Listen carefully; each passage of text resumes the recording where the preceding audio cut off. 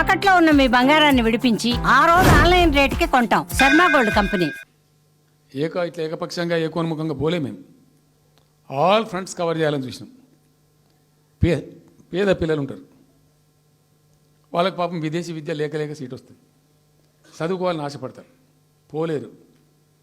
వ్యక్తిగతంగా మమ్మల్ని అడిగితే మేము పార్టీగతంగానో వ్యక్తిగతంగానో చేసేది కొంతమేరకు, పాలసీగానే ఎందుకు చేయకూడదని చెప్పి ఆలోచించి 20 లక్షల రూపాయలు ఇచ్చింది. ఎస్సీ ఎస్టీ పిల్లలు పోతే వాళ్ళకి అంబేద్కర్ పేరు అని పెట్టినాం, బీసీ అమ్మాయిలు పోతే వాళ్ళకు జ్యోతిబా పూలే అని పేరు పెట్టినాం. రకరకాలుగా మొత్తం మీద వాళ్ళకి 20 లక్షల రూపాయలు ఇచ్చినాం. అంటే ఎట్లాంటి ఇష్టం వచ్చినట్టు అది కూడా పెంచుతాం. కేసీఆర్ 10 లక్షలు ఇస్తాం, మేము 12 లక్షలు ఇస్తాం దళిత బంధు. ఇట్లా ఎన్ని అండి ఇష్టం వచ్చిన అంటే నోటికి మొక్కాలిగా, అది కూడా 100 రోజుల లోపలనే ఇస్తాం. ఆ కార్డులు వంచుడు, సంతకాలు పెట్టి బాండ్ సంతకాలని ఇంటింటి కార్డులు వంచి మొత్తం చెడగోపం పెట్టారు. దిక్కుమాలిన దరిద్రం అంతా నెత్తిన పెట్టి కంప్లీట్ ప్రజలను టెంప్ట్ చేసి ఇలా వడ్లు కొంటలేరండి. సన్నాలు మొత్తం వడ్ల ప్రతి ధాన్యానికి లిస్టు పెద్ద లిస్టు, శాంతాడంత లిస్టు. ఇక కందులకింత, మినుములకింత, పసుపుకింత, పప్పుకింత, మొక్కజొన్నకింత, అన్నిటికీ 500 బోనస్. అన్నిటికీ ఏమి దేనికి దిక్కు లేదు. పత్తి కొనే దిక్కు లేదు, వడ్లు కొనే దిక్కు లేదు. ప్రైవేట్గా అమ్ముకుంటారు, దోపిడికి గురి అమ్ముకుంటారు. పాపం ఏడ్చుకుంటూ కన్ననీళ్ళు కుక్కుంటారు. చివరికి వస్తే యూరియా సప్లై చేసే తెలివితేటలు లేవానండి. మా గవర్నమెంట్ ఉన్నప్పుడు రైతులు గ్రామాలలో ఒక ఆటో రిక్షాకి డబ్బులు ఇచ్చి 10 బస్తాలు తెచ్చి బాబు అంటే తెచ్చి ఇక్కడ పడేసిపోతుండే వాడు పొలం కాడ. ఇవాళ రైతులు రోజుల తరబడి, గంటల తరబడి చెప్పులు పెట్టి, బీఆర్ఎస్ లేకముందు చెప్పుల లైన్లు ఉండే, బీఆర్ఎస్ ఉన్న రోజులు చెప్పుల లైన్లు మాయమైనవి. మళ్ళీ ఇప్పుడు కాంగ్రెస్ రాగానే మళ్ళీ ఇప్పుడు చెప్పుల లైన్లు స్టార్ట్ అయిపోయినాయి వరుస పెట్టి. మళ్ళీ ఇప్పుడు ఏందో యాపో బోపో తెచ్చిండ్రు, అది ఒత్తితే నడచలేదు, పిక్తలేదు. అది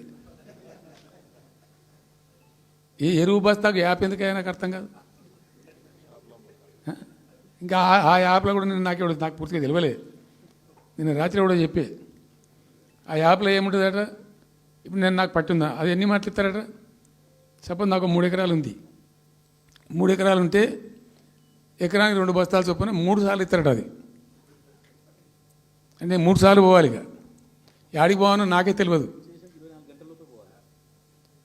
మొట్టమొదల యాపే దొరకదు కాలబెట్టి.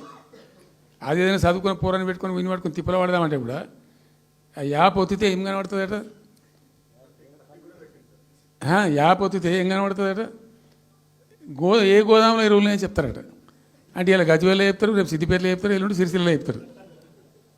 ఏ గోదాం పోవాలి, ఎటు పోవాలి. ఇంతకన్నా జోక్ ఉంటుందా? రైతులకు మండల కేంద్రంలో ఎరువుల దుకాణం ఉంటుంది, తప్పితే వాళ్ళ తాలూకా కేంద్రంలో ఉంటుంది ఎక్కువ. అది సాగుకారు ఉంటాడు, ఇచ్చేటోడు ఉంటాడు, అప్పిచ్చేటోడు ఉంటాడు.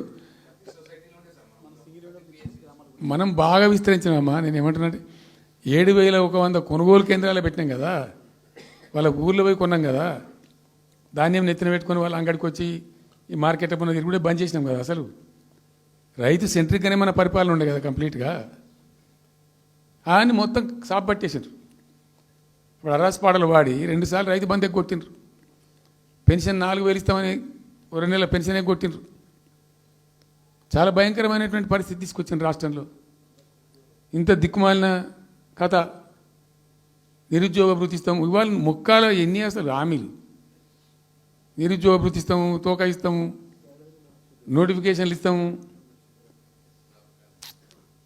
జాబ్ క్యాలెండర్లు ఇస్తాము, విద్యా భరోసా కార్డు.